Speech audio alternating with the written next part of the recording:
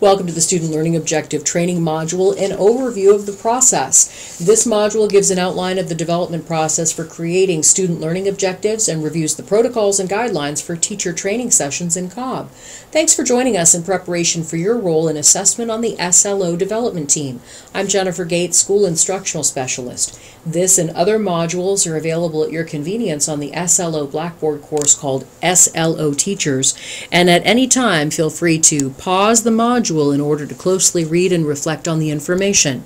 The module offers the following learning objectives. Please read them carefully.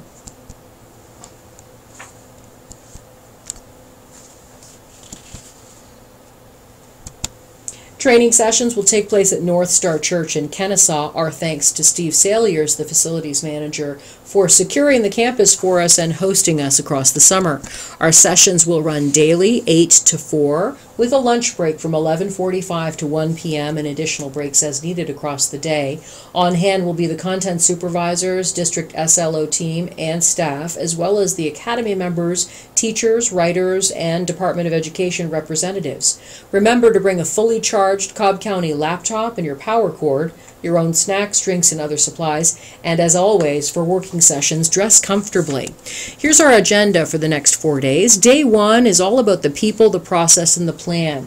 You're coming for a journey that's going to take you in an exciting direction as you learn how to develop assessments that meet the criteria not only for the state, but for student development and achievement to measure growth in Cobb County.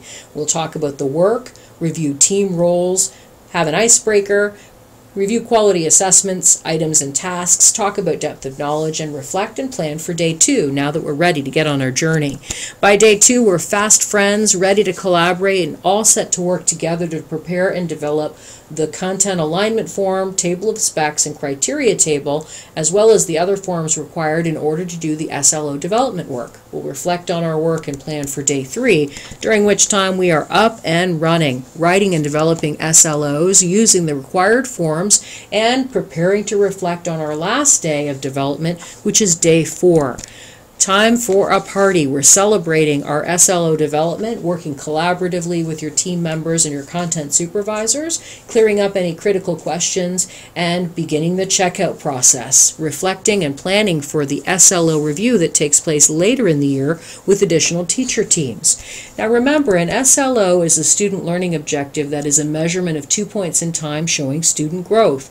It'll be used by all teachers in Georgia of non-tested subjects and really helps to tell the classroom story about learning. How effectively are we providing instruction that works, and how do we need to adjust our instruction so students are learning and continuing to reach their full potential and beyond.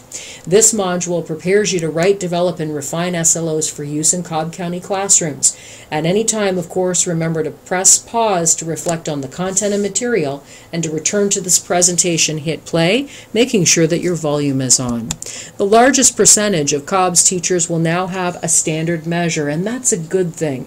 SLOs are about student growth, not a cut score, and promote collaboration as well as recognize success in the classroom. In Cobb, they'll be implemented in a 3-phase process, beginning with the development, as you know, taking place at North Star Church as we create the SLOs. Then they'll be reviewed by additional teacher teams and filtered through for approval to the Department of Education. And finally, we'll begin to implement the SLOs as part of the new effectiveness system, and that begins in January of 2015. A reminder that our process in Cobb includes thorough and wide-ranging involvement of teachers at all levels of development: pre-writing, writing, review, and application. SLOs, as mentioned, are scheduled to be implemented in the 2014-15 school year starting in January. They're one component of the Teacher Assessment on Performance Standards, or TAPS, and help to inform student growth. Cobb's been collaborating with and learning from districts already implementing SLOs, those in what's called the Race to the Top, or RT3 districts, since they started their work in cohorts 1 and 2, Cobb's in cohort 3. That's given us a tremendous opportunity to learn from their many successes and suggestions for change and improvement as they've gone through the process of developing SLOs from the very beginning. That is as required under the RT3 rules and regulations, as dictated under the waiver given in place of the education law known as No Child Left Behind. The work we're doing is state mandated, and as such gives us the opportunity to work with an expert team from the Georgia Department of Ed. They are guiding our work and providing us leadership as we submit our SLOs for approval and use. Let's talk about SMART goals. SLOs are SMART goals, district-wide, measurable, long-term academic goals set to determine student growth. Take a moment to familiarize yourself with the following bullet points. SLOs have three components: a statement, a growth target, and the assessment itself. Note that the SLO statement includes 100% of students in the course, and in the growth target, they must contain an expected, which is commonly called a meets, and also a high, or commonly called an exceeds, growth target. Finally, it's a pre- and post-assessment, and it's determined by the district with the exception of every grade except for pre-kindergarten. Take a moment and read over the SLO example shown here. See if you can identify the aspects of the SMART goal. SLO measurement is important for all elements and grade levels, but particularly these teachers will use it as a measurement tool. There is a minimum of one growth measure per teacher. Student learning objectives have to be used for students who are enrolled in 65% of the instructional days of a course and have created and completed a pre-assessment and post-assessment. Now, the teacher must be employed at least 65% of the instructional days, and teachers that provide instruction in classroom or courses with less than 15 students still are required to give the SLO if there is one written for that course. However, it won't count toward their teacher effectiveness measure. It will count toward the principal or leader's effectiveness measure. Take a look at the SLO evaluation rubric with attention on the level 3 or expected level of proficiency. 80% or more of the students must demonstrate expected and or high growth for a level 3. Now, the roles and responsibilities of an SLO developer are great, but they are also rewarding. You represent the best educators in the district and have the responsibility of creating assessments that best reflect the standards, learning objectives, and instruction used in the course. Raising your hand to participate means you're investing not only in your own professional learning and growth, but the highest level of instructional quality possible for our students and teachers. On behalf of the district, we thank you for the time, energy, and expertise you're going to bring to this experience. Your role and responsibilities include becoming very familiar with the use, concepts, and application of depth of knowledge to write SLOs. Your content supervisor will already bring expertise and knowledge, and together all members of the development team will contribute to the accurate identification of DOK for each assessment item. Here's a closer look at the team roles. Pay attention to the key role of editor when you're joining your peers. It's an important role and designed to allow someone who is tech savvy and happy to record all aspects of the development on their laptop and make sure that everything is working with fidelity in terms of its technology base. This is a role for someone who's highly skilled and efficient in using technology and happy to fall into the role of editor, doing a lot of close reading of the work that you're writing. Now, the expectations are here. Familiarize yourself with these 5 bullets. In Cobb County, we are using only multiple choice items to develop our SLOs. It's a Cobb-made model that works in Cobb for Cobb. The foundation of traditional testing is multiple choice because it allows challenging but fair questions, and some of the benefits include that they are familiar to students and they're simple to understand. As with any case in terms of test development, we use existing Cobb-made benchmark tests, assessments, and other approved items, and we're always mindful of the copyright and fair use guidelines. If you are unfamiliar with the guidelines, download the form available on Blackboard, and at the development sessions you'll have a paper copy for your convenience. Every SLO will be using the same naming conventions format. These 5 bullets are expected, and this again falls to the role of the editor within your collaborative peer team. Make sure that every SLO you develop uses the same format. All participants will come knowing that they must sign an assurance form that guarantees they'll maintain confidentiality regarding the assessment items, etc. And in addition to signing and initialing the aspects of the assurance form, your Social Security number is also required for you to receive payment, remuneration for your investment in the SLO development when you are off contract. Again, we thank you. The SLO form's details are here. Take a moment to read them. In addition, the development process involves these 4 steps and these aspects of the forms you'll do: content alignment, table of specs or TOS, the criteria table, and the district form. Let's look more closely at the content alignment. We are here aligning the content with the standards and assessing the levels of DOK. For more on that, go to the DOK module elsewhere in the SLO shell. You know that the content alignment must be completed by every member of the SLO team. Each course group will complete a content alignment per SLO. Power standards are identified by collaboratively selecting the standards that are of most worth and value.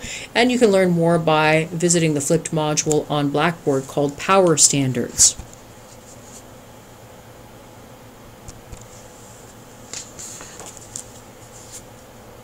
Content emphasis provides the weight or emphasis of each standard and also is very relevant to the work you're doing. Depth of knowledge is critical as well. Please make sure you've watched both modules 1 and 2 of the depth of knowledge. Levels 1 through 4 apply, with most of our work in the multiple choice SLOs being developed in Cobb, resting between levels 1 and 3 with emphasis on level 2. The TOS, or Table of Specifications, allows each of the development teams to look at the cognitive demand, the amount, the type, and so on, and build measurement. While building the assessment, you want to look at using backward design to ensure that you are doing standard alignment with every aspect of the assessment. Also use your item analysis to make sure that you've sufficiently aligned what you are bringing with content to the standards you are using. Here's a close look at the Table of Specifications. Pause to reflect fully. As you can see, when you're filling out the Table of Specifications, you're filling out the various columns with the required information, and then assessing an answer or point value. What is the item type? In Cobb, again, it'll be multiple choice. With the criteria table, you are assessing the aspects of criteria that best meet the SLO developed, and it is a list of 10 required criteria, of which you must meet a minimum of 8. Please use the criteria table as you are developing your assessment to ensure that what you are developing is clearly thought through and aligns well with the standard and with the content. Again, let's review the development process summary. Take a moment to familiarize yourself with steps 1 through 5. Pause the module at any time to take a close look, hit play to resume, and make sure your volume is on.